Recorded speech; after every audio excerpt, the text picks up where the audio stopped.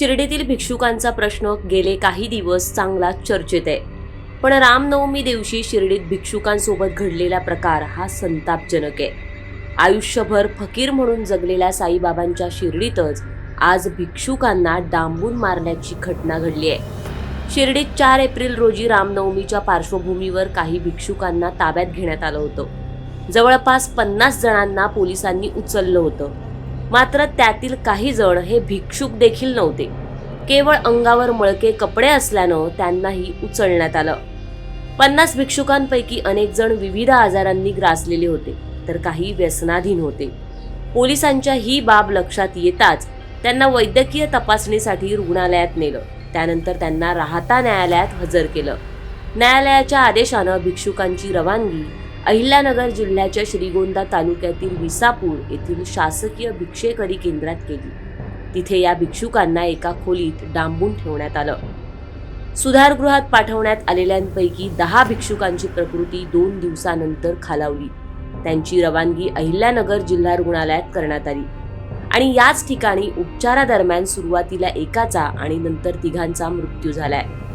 4 मृत भिक्षुकांपैकी 2 जण हे शिर्डीतील स्थानिकच होते. 1 जण हे राहता तालुक्यातील पिंपळस येथील रहिवासी होते. सारंगधर वाघमारे असं त्यांचं नाव होतं. सारंगधर वाघमारे हे भिक्षुकी नव्हते, ते शेती आणि मोलमजुरी करत होते. ते आपल्या बहिणीला भेटण्यासाठी शिर्डीला आले होते. बहिणीची भेट घेऊन परत जात असताना शिर्डी बस स्थानकावरूनच भिक्षेकरू धरपकड मोहिमेत सारंगधर वाघमारे यांना उचलण्यात आलं. कोणतीही शहानिशा न करता नगर परिषदेच्या पथकानं त्यांना भिक्षुकी म्हणून घोषित केलं. वाघमारे यांच्या कुटुंबियांनी यावरून प्रशासनाला जाब विचारलाय. कशावरून आमच्या वडिलांना भिकारी ठरवलं? माझ्या वडिलांवर कसा काय संशय घेतलात? माझ्या वडिलांचा काय गुन्हा होता? माझ्या वडिलांना या लोकांनी बांधून का ठेवलं?